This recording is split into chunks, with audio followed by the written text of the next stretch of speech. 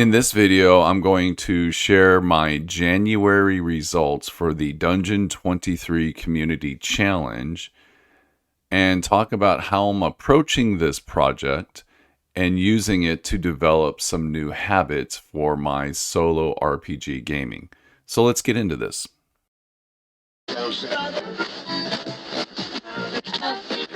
Welcome to Solitary RPG. The end of 2022 and the very beginning of 2023, the interwebs were abuzz with this concept of Dungeon 23, which the creator of Mothership wanted to encourage people to spend 5 minutes a day creating a room for a dungeon and writing about it in a journal. And by the end of the year, if you do one a day for every day, you'll have a mega dungeon, because each month would be a level. You would have 12 levels, and you would have all these rooms and these levels, and you could actually create a really cool mega dungeon. Unfortunately, as 2023 started, the internet went sideways with the OGL thing, and this very positive, and I mean very positive movement kind of got snuffed out by all the negativity of the OGL thing and Hasbro and Wizard of the West Coast. And it's unfortunate, but negativity sells. People are attracted to negative stuff. So that's all I started getting in my feed from YouTube was all these OGL videos, and I wasn't seeing much on Dungeon 23. So what I want to do is bring back that positivity, all that positive energy we had on Dungeon 23 as the year 2023 started. And this is my January results of my Dungeon 23. When the challenge was set, it was 5 minutes a day to do a room in your journal of a dungeon room.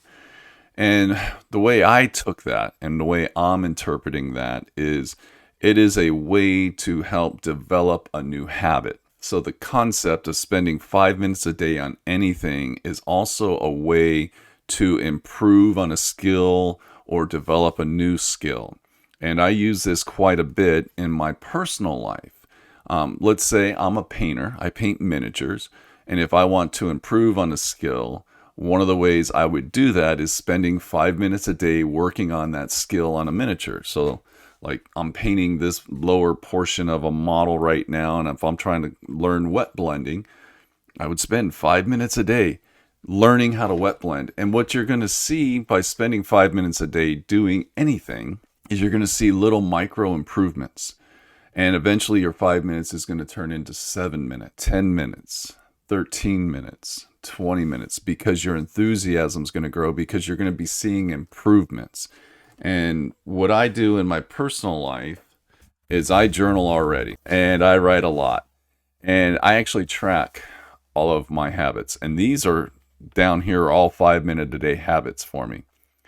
I read daily. I don't read fiction. I read Stoic philosophy. So I track my reading because I want to make sure I'm reading 5 minutes a day, which actually has turned into 30 minutes a day and now 40 minutes a day. It kind of grows because you start finding more time. You get more invested in your reading and you spend more time doing it. I write daily. This isn't like diary stuff though. I ask myself really tough questions about my behavior and why I act the way that I do. And I write about it and I track it. Playing my bass. I'm really trying to improve my bass playing. I've been playing since the 80s, but I've been a hack most of that time and I took a long break. But for the last 4 or 5 years, I've been playing more steadily. But I want to play 5 minutes a day. I even wrote play bass 5 minutes daily. You can see I've missed a few days. That's okay. I'm tracking it. As long as I'm seeing I'm playing, I can always improve on this. So in February, I'll make sure to focus more on this because I missed so many days. And I'm doing the same thing for Dungeon 23. Now this journal was already created. I write in these cheap composition books. This journal was already created, so I had to add that in. But the February one, an official Dungeon 23. And then I left myself another spot in case there's another challenge that comes along one day. But anyways, so this is what I do. I track it. Green means I did it. Red means I didn't do it. Blue means I kind of did it. Maybe I wasn't 100%. Maybe I didn't accomplish it. Like with my running after work. I run 2 miles every day after work. If I didn't do 2 miles, I would put a blue. But I've been very focused on my running because I actually enjoy running. It's something that's very relaxing and stress free. But these red ones, when I get a red mark, outside of my blood pressure, which I have some control over, but not a lot of control over, these are just decisions I make. Like if I don't read on this day, or if I don't play my base this day, or if I don't do Dungeon 23, those are conscious choices I've decided. Life doesn't take time away from me. I just choose not to block out the time to do these things. Yes, things can happen. Yes, there can be circumstances. It's not but not every day. And these days where I didn't play the bass as much as I should be playing, or I want to be playing, they were conscious choice. And same thing here for Dungeon 23. But I am using this challenge as a way to create a new habit, create this writing habit, spending more time in the hobby that I love, just being immersed in it. And this is what I created. So the other thing that I'm using this challenge for is all the different tools that I've bought over the years for solo gaming. We see all these great videos and we go out and buy all these wonderful books, and we have these libraries of charts and tables and things to use to help with our gaming. And a lot of times they sit on the shelves, or we just get so many we're overwhelmed. So I'm using this to pull those books off of the shelf, dust them off, and I want to focus on one of those books every month in this challenge. So this will be 12 books that I will focus on, or 12 tools that I will focus on for my challenge. And for January, the book I chose was one I bound myself, The Dungeon Diaries of Daedalus.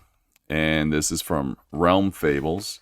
And this is an interesting dungeon creation book, which has a lot of information. But what really pulled me to this book, there was a bit of inspiration, which ties into how my dungeon is developed, because this may look a little weird in some aspects of why things are the way they are. This is what attracted me to this book, was this depth chart. And when I saw this, I was just looking at it and I was like, this looks really cool. Just imagine for a second that my dungeon, my entrance, is here at ground level, flatland. And my dungeon went deep into the mountains and up and down. So instead of thinking this traditional dungeons go down, my dungeon is going to go up and down. So it's going to go in both directions. And it's going to go deep into the mountains. So what I'm going to create each month is just a section of my dungeon. And it's the next section will either go deeper into the mountain going up, or lower into the surface going down. And I'm just going to create this kind of unique dungeon. The other thing that I'm approaching this creation with, it's not going to be a dungeon, it's going to be a kingdom in the mountains. So what I'm trying to create is a city and a kingdom, but it's all inside these mountains, these 3 peaks, and it's also going down into the surface. So that way the kingdom is all hidden, and I just think it could be a lot of fun to just do this. I've never heard of a kingdom or a city being located into a mountain other than like dwarven culture. But I'm not using the dwarven lore, and it's not, it's going to probably follow some of that, because why did they start digging in the mountains? It was probably a mining thing. But the decision was to make it go into the mountains. And this very peak here, this is going to be the temple. This is going to be the religious icons, the top reaching up to the gods and all that kind of stuff. That's what's going to happen there at the peak. And then there'll be like bridges or some other way of transportation from one point to the other point. And it'll be fun. But anyways, this is what I'm creating. This is going to be my kingdom in the mountains. It was all based on this inspiration from this chart. And there was another piece of inspiration when I was flipping through this book, was this page here. When I saw this image, what popped in my head is I was like, this could be a cool way to enter a dungeon. you have a grand entrance room, and then you have paths that take you to different parts of the dungeon. One taking you up, one at the ground level, and one taking you down. And that's kind of what I ended up creating here. So you'll walk up to the mountain. There'll be a grand entrance way. These are guard towers. You come in here, and you have 3 different paths to choose from. Now, this, just so you understand where I'm going with the backstory on this, this is a very old kingdom. This is the entertainment or the greeting place for everything that goes on. The king or the ruling class, their fighters or their army, they stay sharp by participating in gladiatorial combat. So this is a fighting pit. So when people are received here, the prisoners or the people that are going to be fought go into this, and they go down to this lower level, and this is how they get into the fighting arena. And these are elevators. So this is an elevator that takes them down, takes them into this hallway. This is a holding cell. When they're ready to fight, they go here. This is an elevator that takes them up. I'm going to be using a lot of elevators in this ground level, probably throughout the whole dungeon as well, because I think it's a cool concept. Here, when you come forward, this room here is where the champions are on display. That's something gladiators did, is they would be put on display, the champions. There's a secret door because they don't want people going into this area. But they're put on display, and then this is their holding area until they're ready to fight. So the champions are here, the prisoners go down here, or the people they've taken to fight go down here. And then you see stairs here. This is going to go down to the lower level, which is going to be my February work, where I'm going to be creating the barracks for the army and all that kind of stuff. And then here, this goes up, and this is where all the fancy people go for a grand feast. So this is a grand eating hall. And then afterwards, they can stand on this platform and look down into the fighting pits to watch the fights. This is the kitchen. This is where the kitchen staff live, and then this will go down into the dungeon. So this is kind of my concept. I am not sticking with your traditional level 1 is one flat level. Level 1 is just a portion of my kingdom, which is a smaller footprint, but it has different levels to it, but it's still just section 1. I'm not being restricted by tradition or rules or anything like that, because this challenge isn't about rules. This challenge is just about your creativity, spending 5 minutes a day writing in a journal and creating rooms and all that kind of fun stuff. And that's what you see me doing here, is I'm just walking through and writing everything out.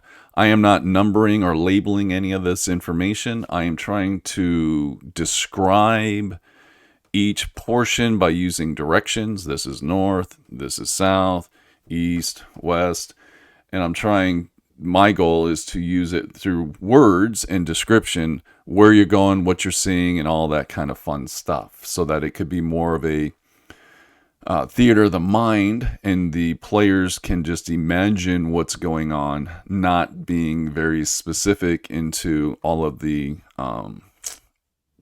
I don't want this to be something like a map that you lay out and people pick where you want to go. It's just my approach. And this is my journal I'm using. Something I picked up at, I think it was Hobby Lobby. It's a bullet journal. It'll work. It's probably going to be full. If you've never written in a journal and filled a journal full of writing, it's actually a very satisfying feeling when you get it done. There's a sense of accomplishment when you've filled all the pages of a journal, and that's what I see happening here. The other tool I'm using is the campaign notebook, and this is by Perplexing Ruins, and this is a cool little tool for me. It may not work for everybody. For me, I work in a vehicle. I drive all day. And I don't want to take my fancy-dancy journal with me to work to write in and then make a mess, because it's sometimes very hard to write in a truck. So I've printed out the sheets from here, which you get a couple different types of sheets. You do get graph sheets, which are really cool because you can just sit there and draw out your rooms and you can just write on them. You also get some hex sheets in this journal that you can use if you're trying to create more world stuff. And then obviously blank pages. So if I just want to write, I can just keep it with me. And all I do is just fold this in half. And this just gets stuck in my backpack. And then when I have a few moments, I'll just start jotting down some information and messing around with my ideas and my concepts. Sometimes if I have rooms already designed, if I've drawn out some rooms, rolled up some rooms, did something with some rooms, I'll start writing the description information, just things like that. I just kind of spend some time at work in between calls or on a break or something like that, and I just have it handy for me in case inspiration hits me, because I can get very sloppy at work. So here's some example. There's ideas and brainstorming sheets in this as well, where I'm just rambling. I'm drafting out. I would make a photocopy of where I was with my creation and then continue to add to it as I went on. I'm just writing out ideas, messing around with the book, and just kind of having at it. And then once the month's over, this will be garbage, because I've already written all this stuff down in my journal. So that was a recap of my January Dungeon 23 challenge. Let's get back to the positive stuff. Let's get back to the community, focusing on something good. Let's not let the negativity overtake our momentum. I think this is a really cool challenge, especially if you're trying to develop some new habits in your life. And if you've ever been interested in developing habits, this is a good way to start, because you'll notice changes in yourself as you spend 5 minutes a day doing something. You will see little improvements in maybe your writing, maybe your penmanship gets better, maybe your drafting skills get better. I'm terrible at like the really cool dungeon design, but I'm okay with where I'm at with it. So thank you for watching and have a great day. Bye.